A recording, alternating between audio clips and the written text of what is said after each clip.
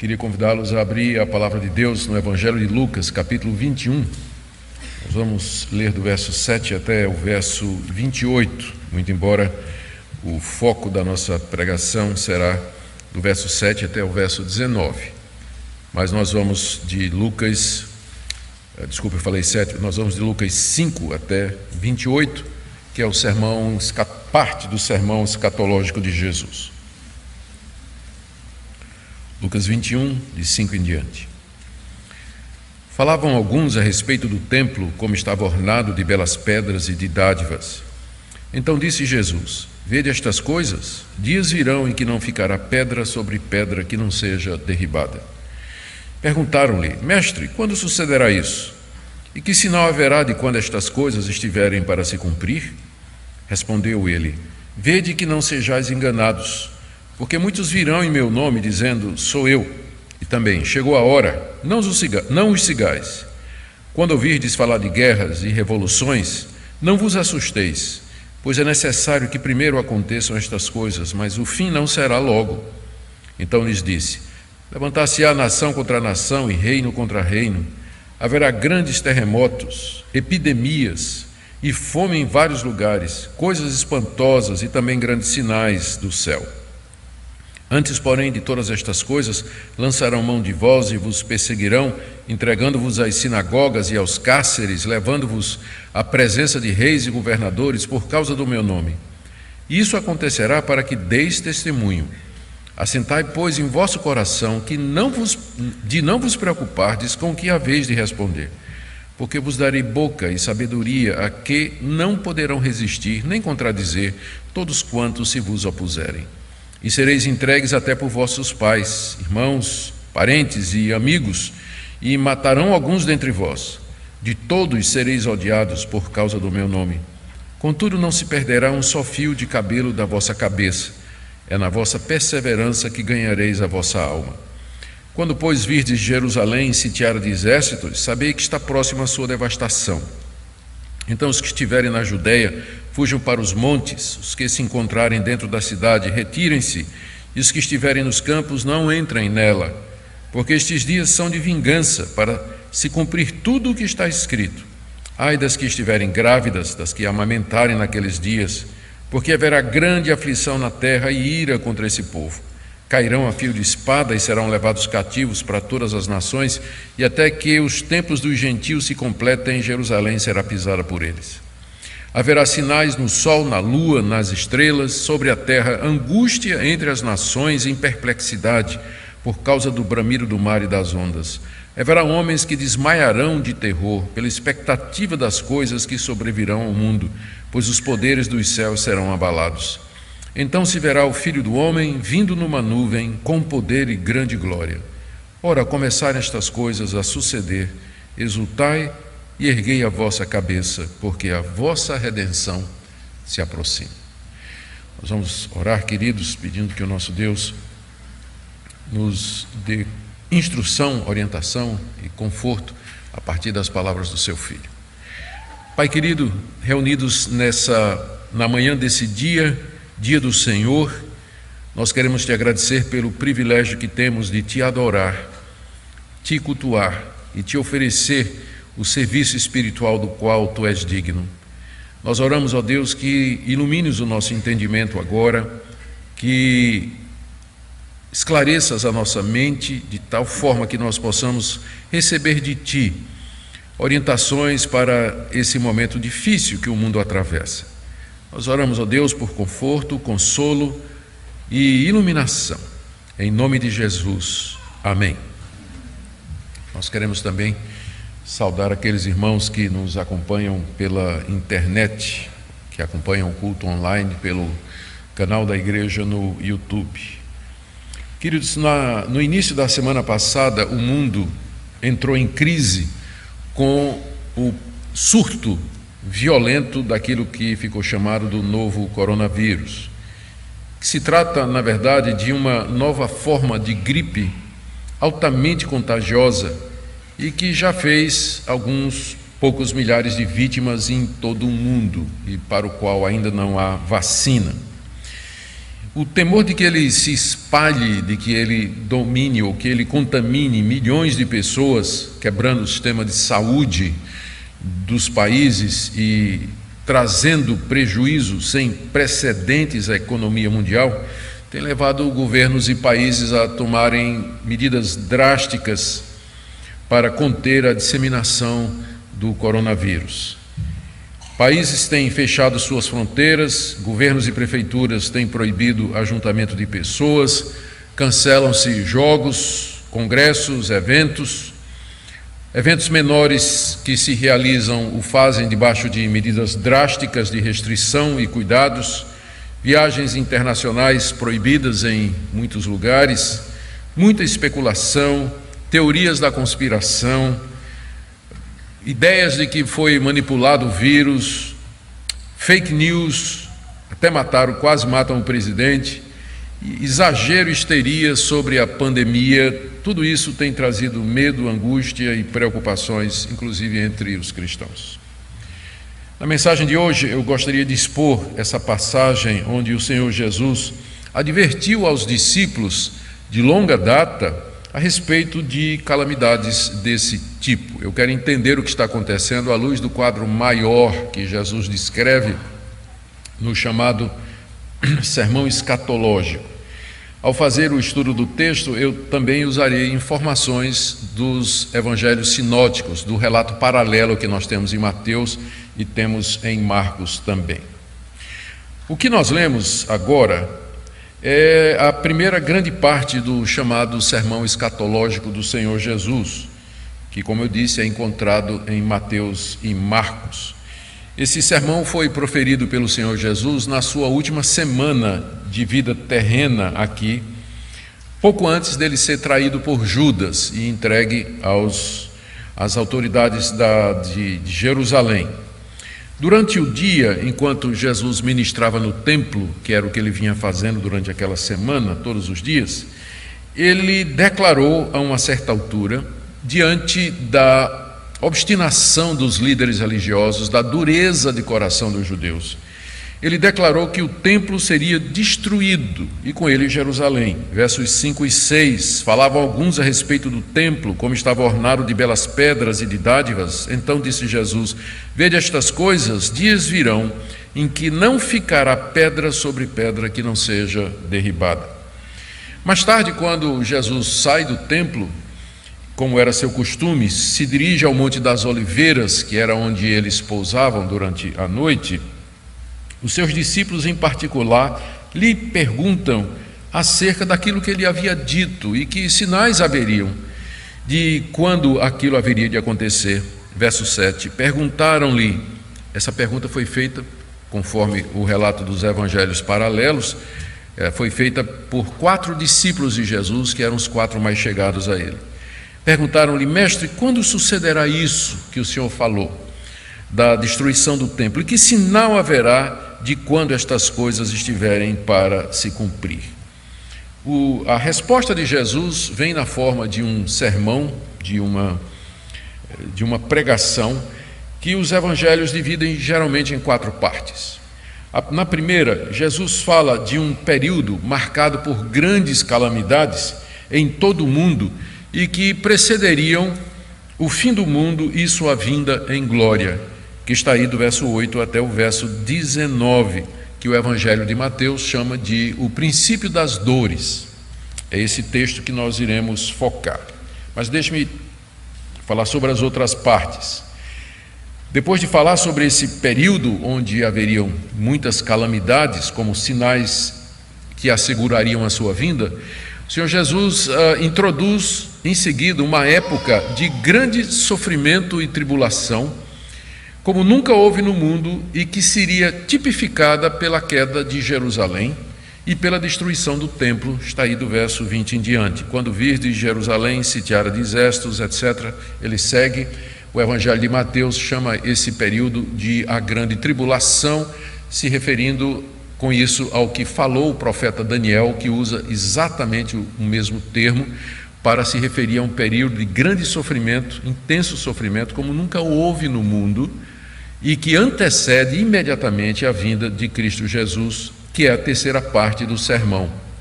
Versos 25 a 28, Cristo fala então do seu retorno em glória para redimir o seu povo, julgar e punir os ímpios. E a última parte do sermão são exortações que ele faz à vigilância, que vão aí do verso 29 até o verso 36. O nosso foco, como eu disse, será esse período mencionado nos versos de 7 a 19, que é o período chamado em Mateus de o princípio das dores. Quero fazer algumas observações aqui. A primeira delas é que esse período que Jesus menciona, onde haveria todo esse tipo de calamidades, é o período que se estende entre as duas vindas dele. A sua primeira vinda, em humilhação, quando ele encarna, se torna um de nós, anda no nosso meio e nos representa na cruz, no sepulcro e na ressurreição. É o período da humilhação de Cristo, do seu esvaziamento. Mas ele vai voltar, segundo as suas próprias palavras que nós lemos aqui. E a sua volta será em glória para redimir o seu povo e para julgar os ímpios e dar início ao período final, à eternidade, no novo céu e na nova terra, onde habita a justiça. Quando então, ressurretos de entre os mortos, nós andaremos e viveremos com o Senhor para todo sempre na terra restaurada, no paraíso restaurado. Então, esse período entre a primeira vinda do Senhor, que já aconteceu, e a sua segunda vinda, que é o período quando ele vier em glória, é esse período coberto pelas palavras de Jesus, do verso 8 até o verso 19. Nós estamos exatamente no meio desse período, quer dizer, nós estamos vivendo esse período. Não posso dizer o meio, porque eu não sei quando vai terminar, mas nós estamos vivendo esse período. Não sabemos ainda quanto tempo ele dura, mas é exatamente o ponto na história onde nós nos encontramos. Esse tempo, conforme Jesus aqui profetiza, seria marcado por alguns acontecimentos. Essa foi a pergunta dos discípulos. Queremos sinais, nós queremos o que é que nos dirá que o fim se aproxima e que de fato ele virá. Jesus então apresenta cerca de 7 ou 8 características desse período que tem como objetivo apontar para a proximidade do fim, ou melhor, para a certeza de que o fim virá. Primeiro ele fala de falsos profetas, verso 8: vede que não sejais enganados, porque muitos virão em meu nome dizendo, sou eu, e também, chegou a hora, não os sigais. Quando Jesus disse essas palavras, ele estava cercado de 12 discípulos, dos quais um haveria de traí-lo, outro haveria de negá-lo, e os outros 10 haveriam de fugir. Então, para Jesus dizer que viriam pessoas no nome dele, se passando por ele e enganando as pessoas no nome de Jesus, ele teria que ser ou megalomaníaco, ou então ele era de fato de Deus para saber que isso acontecia, porque humanamente falando, quais seriam as chances de que apareceria gente se passando por um profeta que foi recusado pela nação de Israel, que morreu morte vergonhosa na cruz e que foi abandonado inclusive pelos seus discípulos? Quais são as chances humanas de que isso haveria de acontecer? Entretanto, ele disse, muitos virão no meu nome, se passando por mim, e eles vão enganar a muitos, e eles vão dizer, sou eu, ou chegou a hora. E Jesus nos adverte, não sigam estas pessoas, não sigam estas pessoas. A razão pela qual Jesus diz, ou o critério que nós podemos entender que Jesus está colocando aqui, é que quando ele vier, ele virá de maneira visível, ele virá de maneira pública, todo olho verá. Portanto, nós não devemos dar ouvidos a pessoas que se pretendem passar por Jesus ou que são enviados por ele, mas que ensinam um evangelho diferente. Note que é esse o ponto, porque Jesus diz aqui, cuidado que ninguém engane vocês. E de que maneira eles enganariam? Com a falsa mensagem, com o falso evangelho e com uma apresentação errada deles mesmos de que eles procedem de Deus. Desde que Jesus falou estas palavras, não cessou de haver falso profeta na história da igreja. Já no período apostólico, os discípulos de Jesus tiveram que combater falsos apóstolos, falsos profetas, falsos mestres que contaminaram a igreja, que trouxeram heresias, falsos ensinos. Isso continuou pelo período patrístico, pelo período pós-apostólico, período patrístico, depois no início da Idade Média, especialmente na Idade Média, de dentro da própria igreja, surgiram falsos profetas introduzindo erros que continuam até o dia de hoje: adoração de Maria, mediação dos santos, a ideia do purgatório e dezenas de outras heresias que foram introduzidas. Depois da Reforma Protestante, a mesma coisa, apareceram profetas. Hoje, no mundo todo, se levantam pessoas trazendo ensinos contrários à palavra de Deus, enganando o povo de Deus. Jesus predisse isso com a exatidão perfeita, que falsos profetas haveriam de surgir no seu nome, enganando a muitos, trazendo um falso cristianismo. O segundo sinal que ele deu aos seus discípulos foi o mundo em guerra. Veja o verso 9. Quando ouvirdes falar de guerras, não vos assusteis. E também no verso 10, levantar-se-á nação contra nação e reino contra reino. Quando Jesus falou estas palavras, estava-se vivendo a Pax Romana.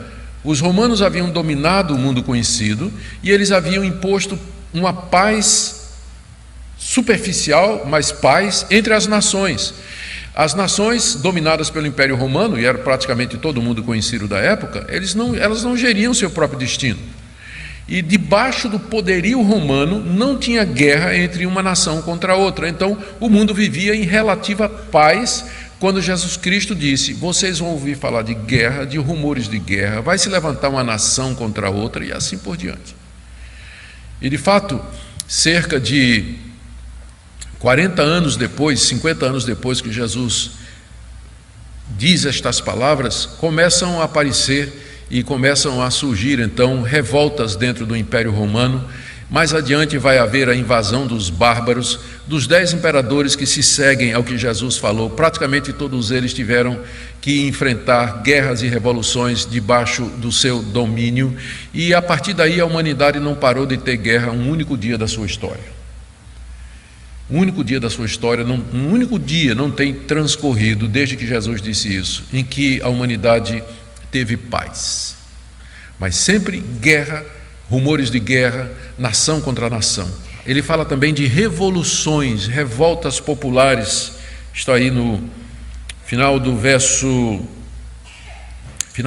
início do verso 9, quando ouvides falar de guerras e revoluções, povos que se levantam dentro do seu próprio país, grupos dissidentes querendo subverter governos, é o que mais a gente tem ouvido falar. Golpe de Estado, revoluções armadas ou não, é o que mais a gente tem ouvido falar durante a história da humanidade. Como é que Jesus podia ter predito tudo isso, vivendo a Pax Romana que ele vivia naquela época?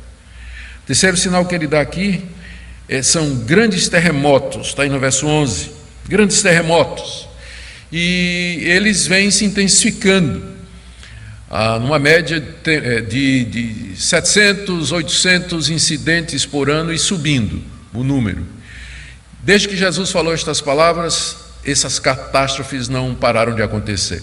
Só para vocês terem uma ideia, mais ou menos na época da destruição de Jerusalém, cerca de 30 anos depois que Jesus disse essa palavra, o Monte Vesúvio explodiu, o vulcão Vesúvio explodiu e destruiu completamente a cidade de Pompeia, que estava ao pé do monte, no meio de grandes terremotos, de erupções catastróficas. Eu creio que é a erupção vulcânica mais conhecida da história, né, que é a história de Pompeia, que foi exatamente o estouro do vulcão Vesúvio, 40 anos depois que Jesus disse essas palavras aqui.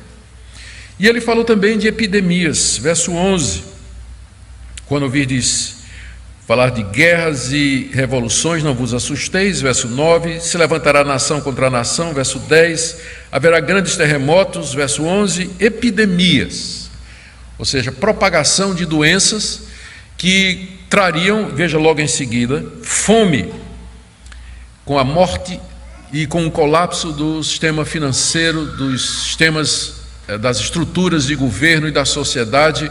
Então, as consequências geralmente eram, depois da epidemia, a epidemia se segue à fome e a morte por todo tipo de motivos relacionados. As epidemias não pararam de surgir e não têm parado.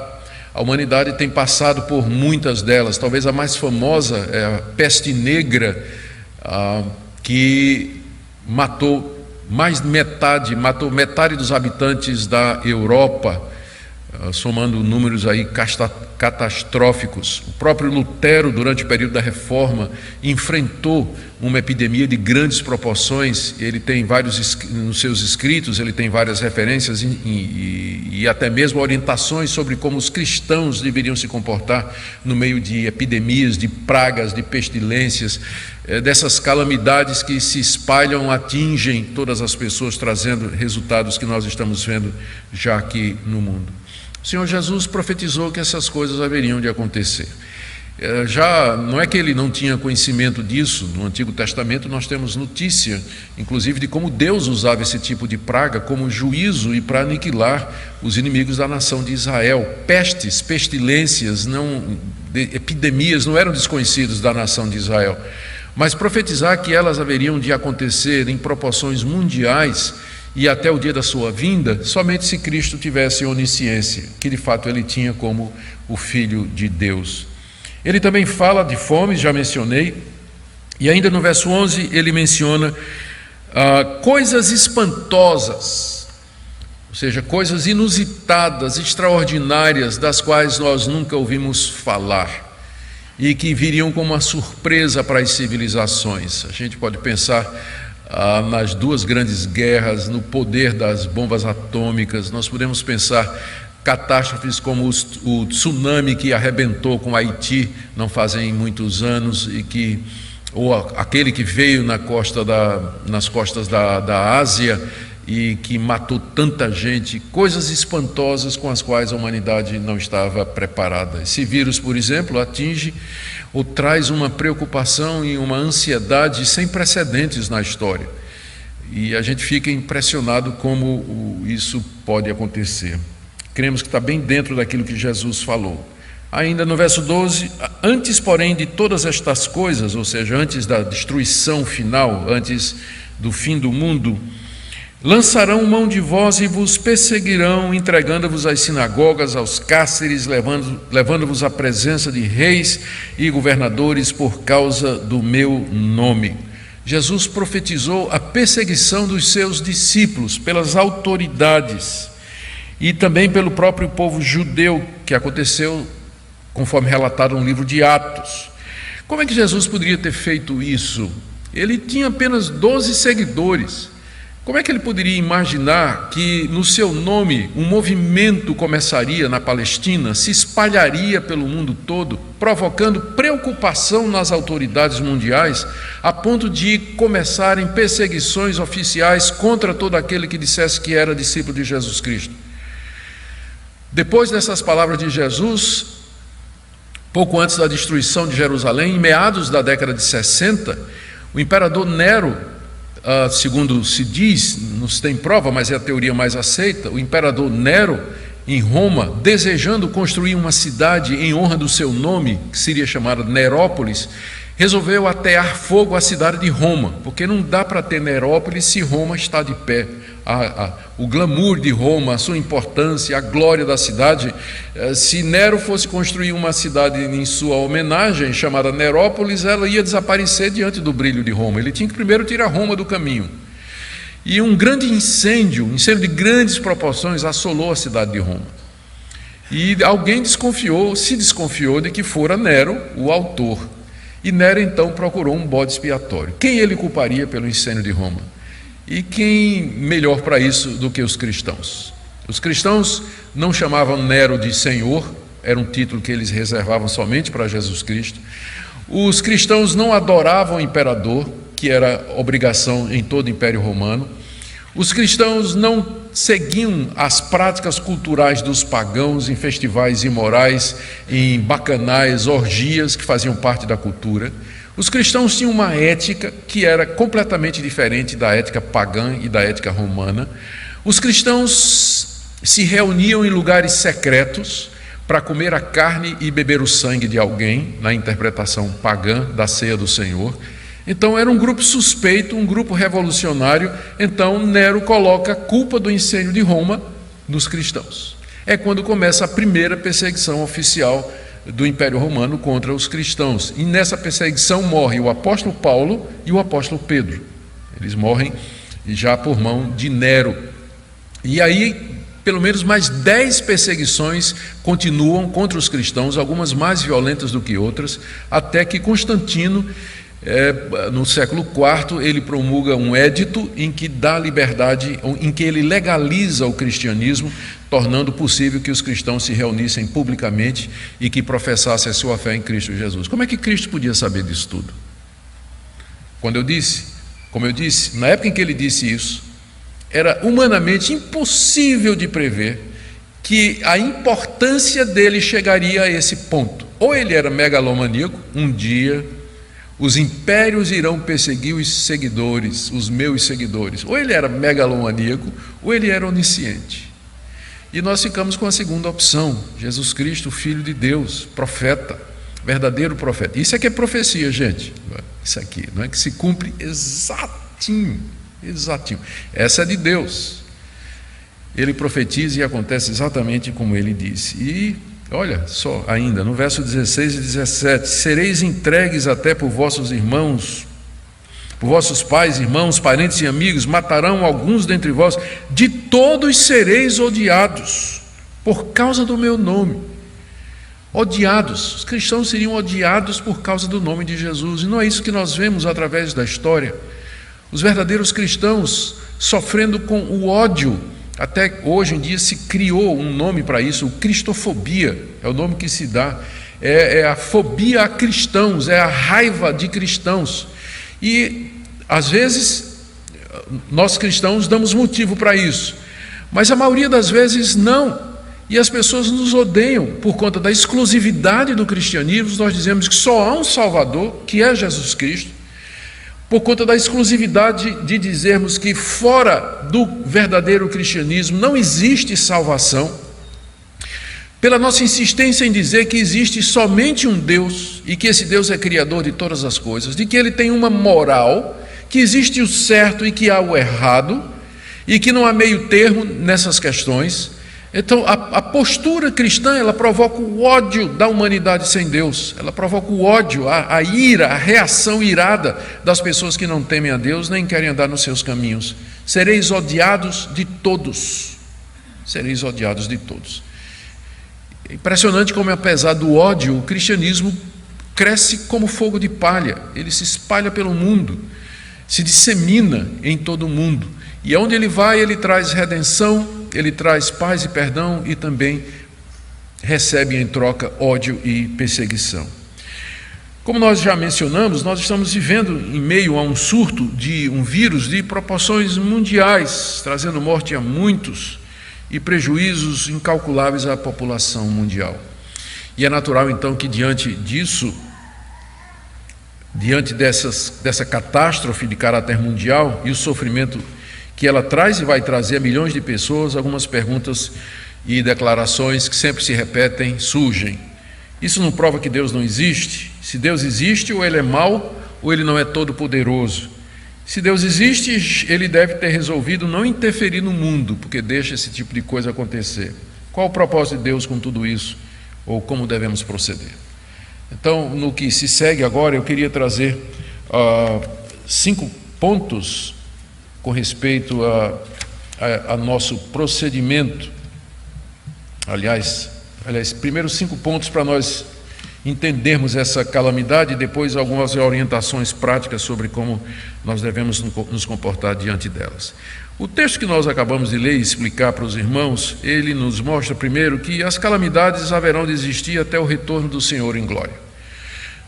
Isso significa que não há esperança nenhuma de que nós um dia tenhamos nesse mundo, como nós o conhecemos, algum período de paz, de tranquilidade e prosperidade. Pelo que Jesus disse aqui, o que vai marcar o mundo até a vinda dele é exatamente estas catástrofes que foram todas mencionadas aqui, estes males que foram mencionados aqui. Então, a esperança humana de ter um reino ou de ter um período mundial de paz, de prosperidade, de grande alegria, de harmonia e de saúde, isso é ilusão. Isso é uma pura ilusão. Não existirá isso. Se Jesus acertou o que ele está dizendo, e vem sendo assim, então devemos confiar no que ele está dizendo. Não haverá. É catástrofe em cima de catástrofe, calamidade em cima de calamidade. É isso que nos ensina. Segunda coisa, esse texto ele nos mostra que coisas como pestes, pragas, pandemias, elas são sinais de que o mundo realmente se encaminha para o fim. Como o Senhor Jesus nos diz aí no verso 9, quando ouvirdes falar de guerras, revoluções, não vos assusteis, pois é necessário que primeiro aconteçam essas coisas, mas o fim não será logo, ou seja, há um fim, embora ele não seja logo, mas ele haverá de chegar. E com isso Jesus quis dizer, quando ele disse em seguida, ainda não será o fim, é que essas pragas, elas não estão marcando a proximidade do fim. Na verdade, Jesus disse, ainda não, o fim não é logo. Elas não estão marcando. Eu sei que tem gente já marcando a vinda de Jesus para a semana que vem, diante dessa catástrofe aí. Mas sinais como estes não foram dados por Cristo para que nós pudéssemos estabelecer ou descobrir qual o calendário de Deus. Na verdade, como eu disse, essas coisas acontecem para nos dar certeza de que o fim virá. Se Jesus acertou tudo isso que ele falou até agora, ele também vai acertar o que ele diz no verso 27. Então se verá o Filho do Homem vindo numa nuvem com poder e glória. Se ele está certo naquilo que ele falou antes, ele está certo nisso que ele falou aqui também. Então estes sinais acontecem para nos garantir aquilo que Cristo falou com respeito à sua vinda. Ele virá. A prova de que ele virá é que tudo que ele disse que antecederia a sua vinda está acontecendo há 2000 anos, exatamente como ele disse. Então estas coisas servem para reforçar a nossa confiança nas palavras de Jesus. Isto que nós vemos são estertores de um mundo moribundo, de um mundo que se encaminha para o final e que tem esses tremores de morte à medida que ela se aproxima. Terceira coisa que Jesus nos ensina é que é necessário que estas coisas aconteçam, como nós já lemos aqui no final do verso 9, quando ouvides falar de guerras e revoluções, não vos assusteis, pois é necessário que primeiro aconteçam essas coisas. Por que é necessário? Essa é a pergunta que as pessoas fazem. Por que isso é necessário? Por que Cristo disse que isso é imperioso acontecer? Nós podemos colocar aqui várias razões, entre elas, para mostrar nossa fragilidade. Eu não sei vocês, mas eu me sinto extremamente fragilizado, frágil numa situação como essa, em que a gente percebe que a contaminação ela vai acontecer. Esse vírus está entre nós, ele vai chegar com força, ele vai se espalhar, depois nós vamos aprender a conviver com ele. Alguns poderão vir a óbito por conta disso, e não tem muito o que fazer não. De repente, em uma semana, todo o sistema mundial se vê em caos. A economia dos países, as viagens internacionais, os eventos, isso vai afetar a humanidade de uma forma que a gente não imagina. Isso tudo aponta para a nossa fragilidade, a fragilidade do governo humano. Como Deus, podemos dizer assim, né? Com um único vírus, ele desestabiliza, uma coisinha miúda, né? Até invisível, ele desestabiliza o sistema todo, quebrando a segurança das nações e das pessoas. Então, para mostrar a nossa fragilidade, para mostrar o quanto nós dependemos de Deus, é necessário que estas coisas aconteçam. Guerras, mortes, pestilências, perseguições. Para que serve tudo isso? A resposta é, primeiro, para mostrar como somos frágeis. Segundo, para mostrar o quanto nós dependemos de Deus. Terceiro, para quebrar a arrogância do homem. Veja o efeito que Cristo disse que estas coisas fariam no coração da humanidade. Aí no verso 25, haverá sinais no sol, na lua, nas estrelas, sobre a terra, angústia entre as nações em perplexidade. Escreve muito bem o que estamos vivendo. Verso 26, haverá homens que desmaiarão de terror. Note que ele falou de homem, não falou de mulher, né? Mulher mais forte. Haverá homens que desmaiarão de terror pela expectativa das coisas que sobrevirão ao mundo. Gente desmaiando de terror diante da expectativa das coisas que virão para o mundo.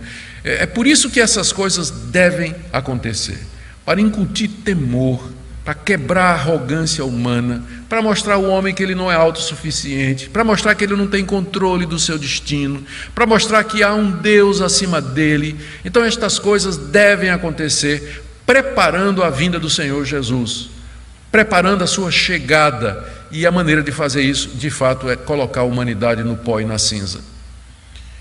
Qual deve ser, então, assim, ainda falando sobre qual o propósito, o que é que nós podemos aprender com o que acabamos de ler.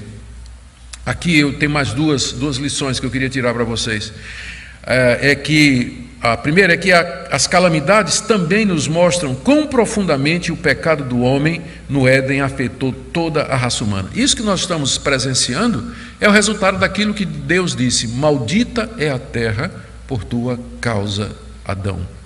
Maldita é a terra por tua causa. Desde que Adão pecou no paraíso, o pecado entrou no mundo e afetou toda a criação de Deus. Não foi só a humanidade, mas quebrou o equilíbrio cósmico, o equilíbrio mundial, desequilibrou aquele mundo perfeito que Deus havia criado e sobre o qual ele disse: é tudo muito bom.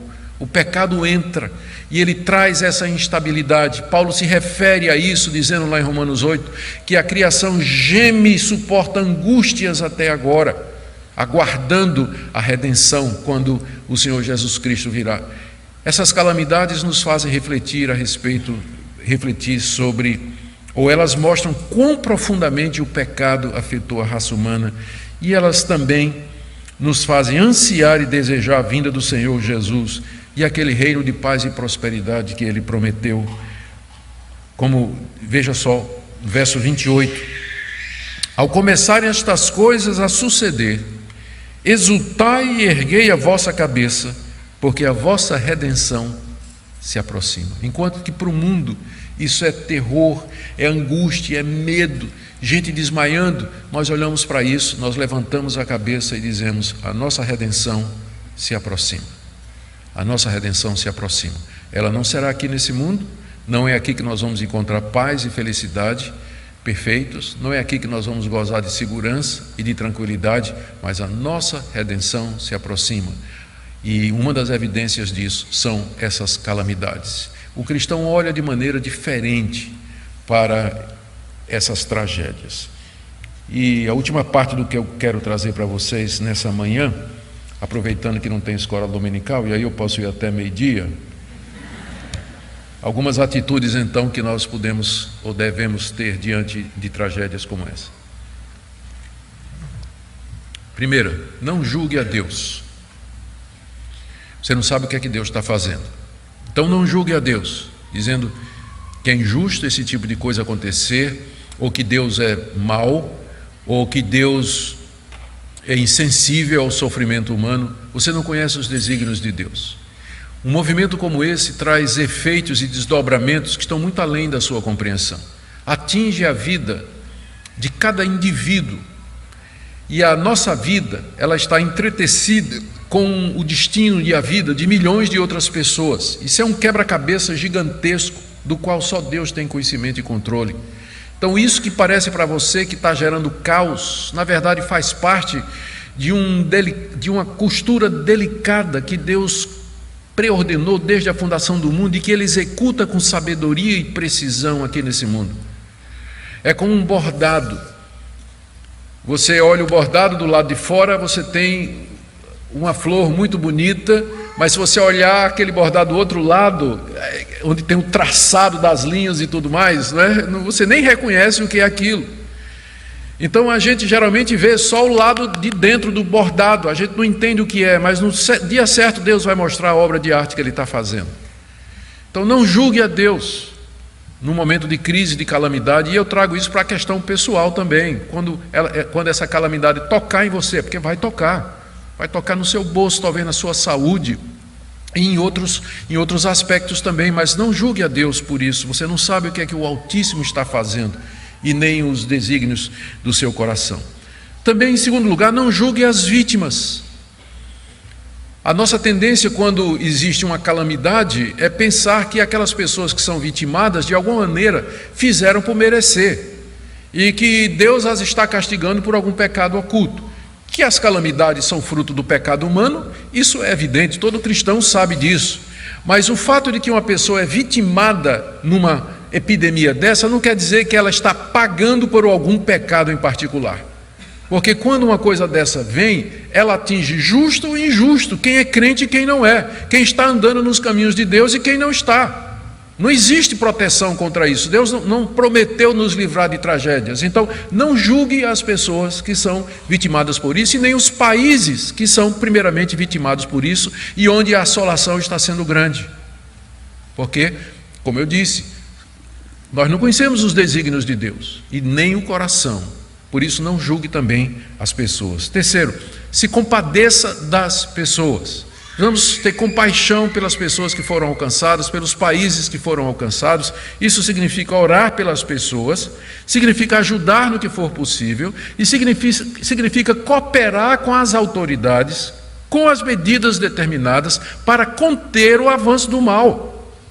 Para conter o avanço do mal. Isso faz parte da compaixão que a Bíblia manda que a gente tenha para com os que sofrem. O que é que eu posso fazer para minorar isso? Então, há uma série de medidas, inclusive, passadas pelo governo com o objetivo de impedir a disseminação e que serão adotadas pela nossa igreja, exatamente como parte da compaixão que nós temos que ter com as outras pessoas. Nós não queremos que elas se contaminem, nós não queremos que outras pessoas elas sejam alcançadas.